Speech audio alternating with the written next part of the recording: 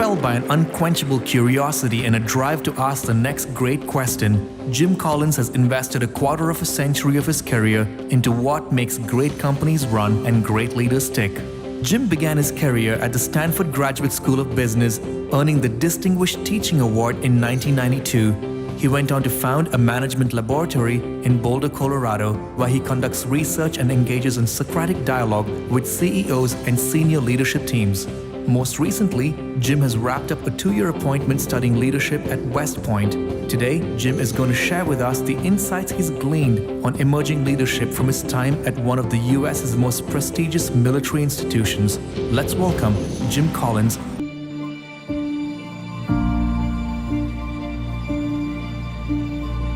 And this is where we had this insight of the level 5 leader, that leadership is a hierarchy of capabilities, and level 1 is about individual capabilities. Level 2 is about your ability to play well with others, right? Team capabilities. Level 3 is good, competent, effective management. Level 4 is then to blend that with the ability to set direction and to lead. But there is a level that ties them all together.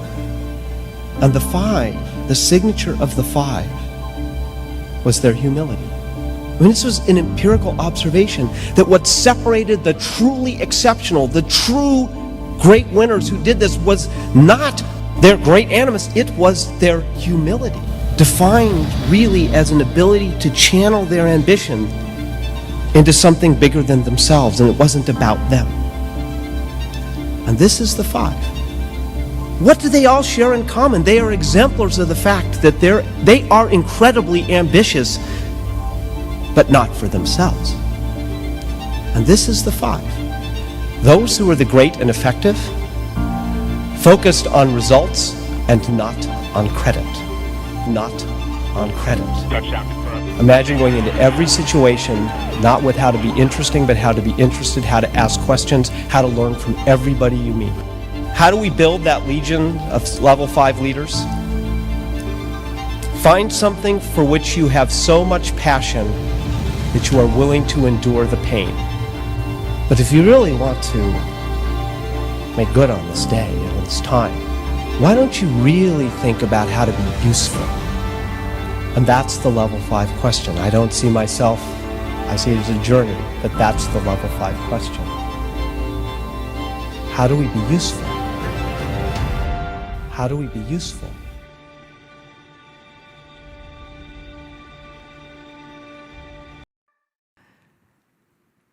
It's very dangerous to study success. So we don't study success. We study contrast. We study the contrast between success and failure. We study the contrast between endurance and collapse. We study the contrast between great and good. We study the contrast between those who thrive in chaos and those who do not. And it brings me to a key point right up front from all of our work. See, if we identify matched pairs of companies,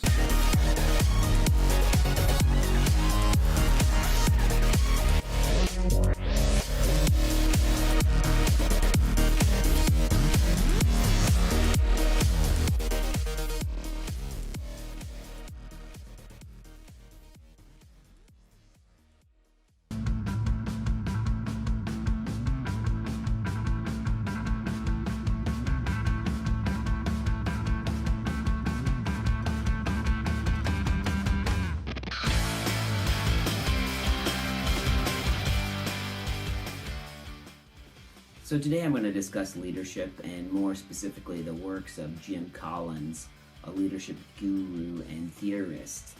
What I'll be doing is trying to connect his work to educators and education. How do these things apply to us? And I'll be getting into a little bit in the beginning about Mr. Collins himself. So not only is this a mini bio piece, but it's also a chance to show how Jim Collins' leadership practices could help teachers, administrators, and other people in education. Mr. James C. Collins, or Jim for short, has authored or co-authored 6 books to date, totaling over 10 million copies sold worldwide.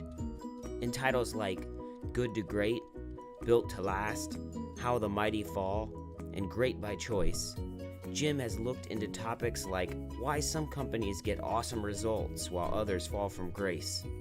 Why do some companies endure and stand the test of time while others flounder? In addition, how do some deal with the chaos the world throws their way, because our world is anything but predictable most times? Beyond these books, Jim has also frequently contributed to magazines like Harvard Business Review, Business Week, Fortune, and many others. It's obvious Jim Collins has enjoyed success as a writer and leadership guru, but how did this all come about? He initially studied mathematics at Stanford University and later got his MBA there. I speculate that it was during this time that he began to examine leadership more intensely. Upon graduation, he worked for a consulting company called McKinsey & Company, which later transitioned into becoming a product manager for Hewlett-Packard. After that, he switched gears and began researching and teaching at Stanford's Graduate School of Business. He received the Distinguished Teacher Award in 1992, and later in 1995, decided to open his own management research lab to teach executives and members of the social sector. Since our discussion is primarily about how Mr. Collins can help educators, which reside in the social sector, I thought it might be interesting to see a few of the organizations Mr. Collins has helped. And so Mr. Collins has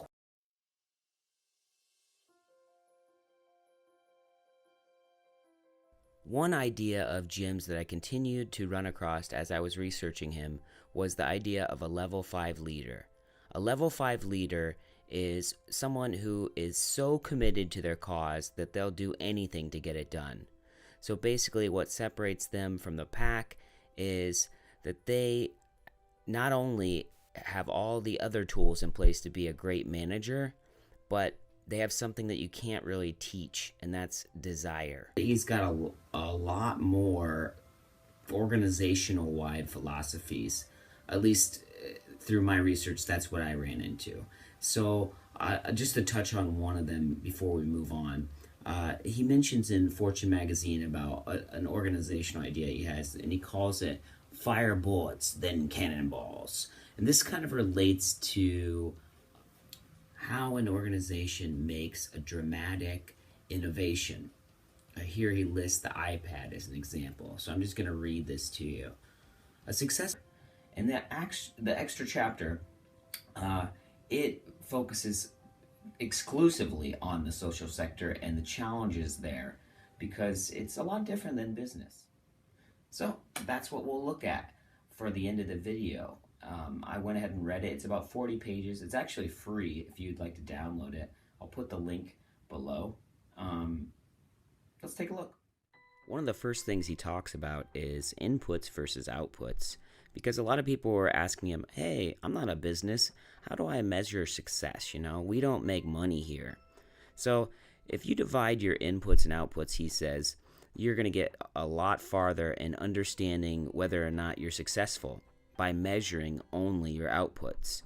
At a school, outputs could be things like test scores, or how many people graduated, how many people went on to go to college, things like this. You have to measure those outputs, and even if it's very, very difficult to measure them, or maybe it's something kind of intangible, you still have to do the best you can and hold yourself accountable to those outputs. Of course, school leaders could benefit from this, admin, but it trickles down. I mean, people, when dealing with the teachers themselves, people who are head teachers or the principals could use this same theory to gauge their success.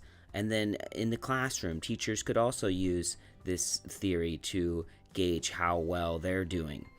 Next, Jim talks about the leadership style that could be used in the social sector, and he points that it shouldn't be an executive style, and it shouldn't probably be a pure legislative style, but kind of a mixture of the two.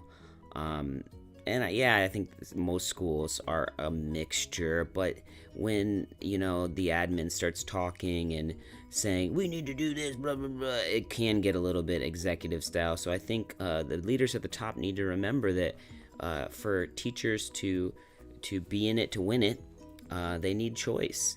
And, there's one quote that really rang true to me, and it goes like this: true leadership only exists if people follow when they have the freedom not to. So you need to give people choice. This starts in the classroom. Teachers can't be pushing things down students' throats and expecting great test results and participation. And then this idea works its way all the way up through the organization, all the way up through the school. You can't, force teachers to want to be a part of the cause. They found compelling about Mr. Collins' work, though, was that even people who had a distaste for management rants and books, even they seemed to enjoy his material. And one reviewer was quoted as saying, this information could be applied to any reader. Also, people are attacking his research. The very thing that I would think makes it compelling, the research itself, people are saying that research is not right. This is not how you should do that, and on and on and on. And I saw many people who were actually against his work.